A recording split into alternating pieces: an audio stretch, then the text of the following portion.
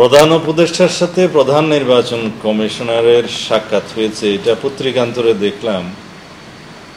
আমরা লন্ডন বৈঠকের পরে আমরা আহ্বান করেছিলাম মাননীয় প্রধান উপদেষ্টার পক্ষ থেকে নির্বাচন কমিশনে লন্ডন বৈঠকের সম্মতভাবে যেটা সিদ্ধান্ত হয়েছে ফেব্রুয়ারি 2026-এর প্রথমার্ধে নির্বাচন অনুষ্ঠানের জন্য, সেই মেসেজটি তিনি অফিসিয়ালি প্রধান নির্বাচন কমিশনারকে অথবা নির্বাচন কমিশনকে জানাবেন।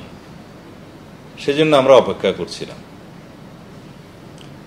গতকালকে মাননীয় প্রধান উপদেষ্টার সাথে প্রধান নির্বাচন কমিশনের সাক্ষাৎ হয়েছে। এটা প্রকাশিত হওয়ার পর আমরা আশা করেছিলাম হয় প্রধান উপদেষ্টার কার্যালয় থেকে অথবা প্রধান নির্বাচন কমিশনারের পক্ষ থেকে প্রেসকে কিছু জানানো হবে, কি বিষয়ে আলাপ হলো, কি বিষয়ে বৈঠক হলো।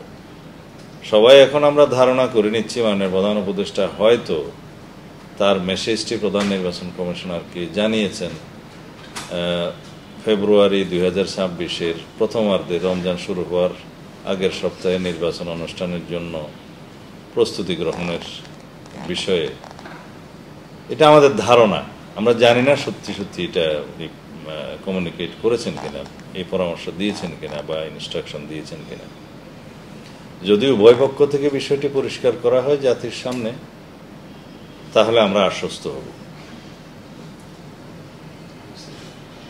এমনি তো ভাই প্রস্তুতির একটা বিষয় আছে যে নির্বাচন কমিশনার বা নির্বাচন কমিশন কতটুকু প্রস্তুতি নিতে পেরেছে, যে আদৌ কি ফেব্রুয়ারিতে নির্বাচন সম্ভব কিনা, সেটাও নিয়ে তো আলোচনা হতে পারে।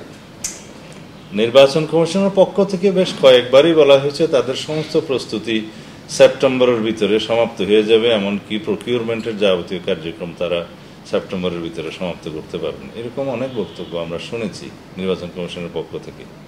ইতিপূর্বে জুলাইয়ের মধ্যে তারা সম্পন্ন করতে পারবেন সমস্ত প্রস্তুতি, এরকম কথাও আমরা শুনেছিলাম।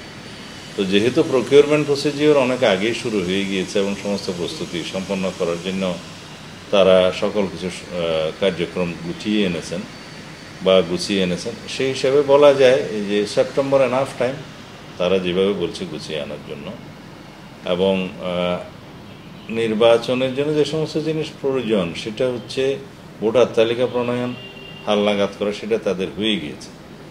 এবং অন্যান্য যে সমস্ত বিষয়াদি আছে নির্বাচন অনুষ্ঠানের জন্য, বিভিন্ন প্রকিউরমেন্টের বিষয় আছে, ক্রয়, বিভিন্ন প্রয়োজনীয় সামগ্রী, সেটাও তারা প্রক্রিয়া করে ফেলেছেন।